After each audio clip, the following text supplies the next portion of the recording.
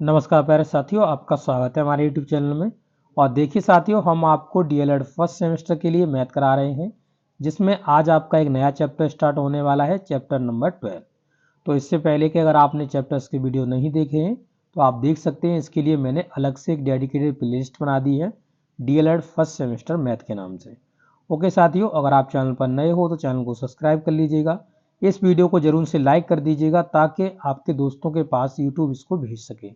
Okay साथियों, चलिए video को स्टार्ट करते हैं। तो देखिए साथियों, आप स्क्रीन पे देख सकते हो आपका ये चैप्टर नंबर 12 है। और चैप्टर नंबर 12 के अंतर्गत हम क्या क्या सीखने वाले हैं, तो हम त्रिभुज के बारे में जानने वाले हैं कि त्रिभुज क्या होता है, ट्राइंगल क्या होता है, आपका आयत क्या होता है, रेक्टेंगल क्या होता है, स्क्वायर क्या होता है, वर्ग क्या होता है, वृत्त यानी सर्कल क्या होता है। इनके हम कॉन्सेप्ट सीखेंगे और इसी के साथ साथ इनके अंगों के बारे में जानकारी जानेंगे, इनके पार्ट्स जानेंगे। ठीक है, तो चलिए साथियों देखते हैं पहला क्या दिया गया है। पहला दिया गया है आपका ट्राइंगल। तो ट्राइंगल की आपको अगर स्पेलिंग याद करनी है तो इस तरीके से करिएगा, ट्राई याद कर लो प्लस में एंगल याद कर लो। ठीक है, एंगल।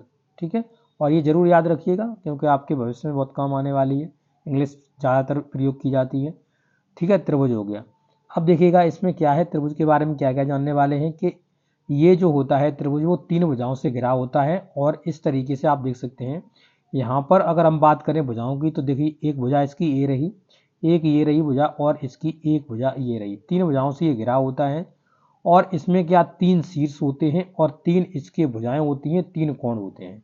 तो कहाँ कहाँ होते हैं मैं आपको बता देता हूँ। देखिए इसकी जो भुजाएं हैं, एक ये रही, एक ये रही, एक ये रही। ठीक है, भुजाओं के बारे में बता दिया। अब इसके कोण जान लीजिए, एक कोण ये है, एक कोण ये है, एक कोण ये बना हुआ है। 3 इसके कोण हो गए। और इसके जो आपके शीर्ष दिख रहे हैं वो आपको मैं यहाँ पे कर दे रहा हूँ, ये इसके शीर्ष है। ठीक है, तो इस तरीके से जान सकते हो। अब इसमें डिटेल में दिया हुआ है, पूरा अच्छी तरह से पढ़ेंगे। देखिए पहले इसने कहा है भुजाओं के बारे में। ठीक है, तो भुजाओं के बारे में जानते हैं। तो भुजाएं क्या होती हैं, 3 इसकी भुजाएं होती हैं जो एक समतल को घेरे होती हैं। समतल कैसा, ये जो पार्ट आपको दिख रहा होगा ये प्लेन एरिया है और प्लेन एरिया को इन 3 भुजाओं द्वारा घेरा गया है। इसे ही हम बोलेंगे क्या, समतल। तो समतल पार्ट को इसने घेरा हुआ है। ठीक है, अब उन तीनों सरल रेखाओं को त्रिभुज की भुजाएं कहते हैं जिससे ये समतल घिरा हुआ है। तो यहाँ पे एक भुजा हो गई आपकी ए बी, एक भुजा हो गई आपकी ए सी, एक भुजा हो गई आपकी बी सी। तो तीनों भुजाएं हो जाएंगी ए बी बी सी सी ए सी। ठीक है, ये तीनों भुजाएं हो जाएंगी। ठीक है, आगे बढ़ेंगे तो आप देखेंगे यहाँ पर आपका लिखा हुआ है क्या, आगे कह रहा है कि आधार। तो आधार क्या होता है, तो आधार जिस पर कोई चीज़ खड़ी होती है।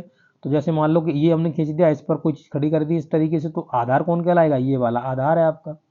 ठीक है, तो वही है यहाँ पे आप देखेंगे तो ये आपका BC आपका आधार है जिस पर कि आपकी ये 2 भुजाएं खड़ी हुई हैं। ठीक है, तो BC आपका आधार हो जाएगा। शीर्ष एंगल क्या होता है, तो शीर्ष कोण जिसे बोलते हैं, शीर्ष वर्टिकल एंगल। तो देखिए आधार के सामने का जो एंगल होता है उसे ही शीर्ष एंगल बोला जाता है। तो यहाँ पर ए एंगल हो जाएगा, या इसे ए लिख लो, या इसे आप BAC लिख सकते हो, या आप इसे CAB लिख सकते हो। इसे 3 प्रकार से लिख सकते हो। ठीक है, या कोई नंबर दे दोगे तो उस प्रकार से लिख सकते हो। तो ये आपका हो जाएगा क्या, ये हो जाएगा आपका शीर्ष। ठीक है, अब देखिएगा यहाँ पे आगे कह रहा है क्या, तो आगे कह रहे हैं कि आधार कोण क्या होता है, बेस एंगल क्या होता है। तो यहाँ पर आप देखेंगे बेस पर एंगल कितने बन रहे हैं, एक एंगल बी बन रहा है, एक एंगल आपका सी बन रहा है। 2 एंगल बेस पे बन रहे हैं तो ये बेस एंगल हो जाएंगे।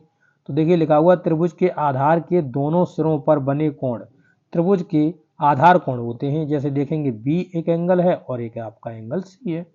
तो ये आपके आधार के पर बने हुए एंगल्स हो जाएंगे। ठीक है, अब देखिए आगे क्या कह रहा है, तो आगे इसमें देखेंगे तो कह रहा है त्रिभुज की मध्यिका क्या होती है, यानी मीडियन क्या होती है ऑफ अ ट्राइंगल। तो ट्राइंगल की मीडियन क्या होती है, तो उसमें देखेंगे, उसमें आप यहाँ पे चित्र में देख सकते हैं ये आपका मीडियन इस तरीके से खिंचा हुआ है। देखिए ये आपका डॉट डॉट करके आपको दिख रहा है, ये डॉट डॉट करके लिखा हुआ है, ये मीडियन है आपका। ठीक है, तो ये यहाँ से हमने शीर्ष से और इस भुजा पर जो आधार बेस है उस पर हमने डाल दी है। देखिए लिखा हुआ वह सरल रेखा जो त्रिभुज के शीर्ष से, यानी जो आपका वर्टेक्स है शीर्ष है उससे उसके सामने भुजा के मध्य बिंदु पर, किस पर, मध्य बिंदु यानी मिडिल पॉइंट पर डाली जाती है, उसे हम मध्यिका बोलते हैं। यानी एडी, जो आपको एडी दिख रही है यहाँ पर, ये जो एडी है वो इसकी मध्यिका है। क्या है, मध्यिका है। ठीक है, सॉरी ए बी नहीं ए डी इसकी मध्यिका है। ओके, चलिए मध्यिका जान गए। अब देखिएगा यहाँ पे आगे, तो अब कह रहा है त्रिभुज की ऊंचाई। तो त्रिभुज की ऊंचाई देखिए, तो त्रिभुज की ऊंचाई आप यहाँ पे देख रहे होंगे, यानी ए वर्टेक्स से हमने इसी भुजा पर सामने वाली पे आधार पे डाल दिया है, जो कि आपका सीधा सीधा 90 अंश के एंगल पे जा रहा है। ठीक है, तो ये क्या है, ये आपकी इसकी ऊंचाई है। तो देखिए हाइट ऑफ अ ट्राइंगल, त्रिभुज के शीर्ष से उसकी सम्मुख भुजा पर खींचा गया लंब ही त्रिभुज की ऊंचाई कहलाती है। जो लंब खींचा जाता है वही इसकी ऊंचाई कहलाती है। तो यहाँ पर आप देख रहे हैं ये सीधा सीधा खींचा हुआ है, तो ए डी यहाँ पर क्या है, ए डी इसकी ऊंचाई है। ठीक है, चलिए आगे देखते हैं त्रिभुज का बहिष्कोण। बहिष्कोण त्रिभुज का क्या होता है, तो देखिएगा, तो यहाँ पर जैसे एक त्रिभुज बना हुआ है, जैसे एक त्रिभुज मैंने ये बना लिया, ये त्रिभुज बना लिया। अब मान लो कि मैंने इसे कहीं एक भुजा को इसके एक्सटेंड कर दिया। मान लो कि यहाँ पे भुजाएं ए बी और सॉरी बी सी ए लिखा हुआ है। अब यहाँ पे मान लो कि हमने क्या करा कि हमने यहाँ पर देखिए इस भुजा को बी को इस साइड में एक्सटेंड कर दिया। क्या करा हमने, सॉरी ये कट गया फिर से। ठीक है, जैसे मान लो कि ये ए है, ये सी है, ये बी है। अब हमने जो बी भुजा है इसको मैंने एक्सटेंड इधर की साइड पे कर दिया, तो ये क्या बनाएगा, ये बहिष्कोण बनाएगा। ये वाला जो कोण होगा ये बहिष्कोण होगा। बहिष्कोण अब ये किस कोणों के योग के बराबर होता है, तो ये अंदर वाले कोणों के, एक ये और एक ये। इसके सामने जो अंदर कोण होते हैं इनके दोनों के योग के बराबर होता है ये कोण।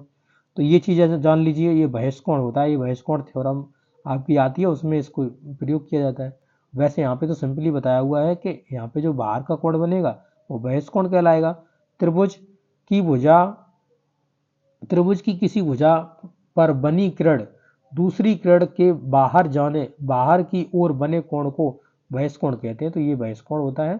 ये देख रहे हो बहिष्कोण बना हुआ है, और ये इस कोण के और इस कोण के योग के बराबर होता है। ये एक थ्योरम होती है। ठीक है, बहिष्कोण हो गया। आप देखिए यहाँ पर क्या कह रहा है, त्रिभुजों का वर्गीकरण ये मैं नेक्स्ट वीडियो में आपको करा दूंगा, इतना ही इस वीडियो में करा रहा हूँ। ओके, तो आपको ये वीडियो कैसा लगा है, अच्छा लगा तो जरूर अपने दोस्तों के साथ शेयर करिएगा साथियों। चलिए मिलते हैं नेक्स्ट वीडियो में। Okay, thank you.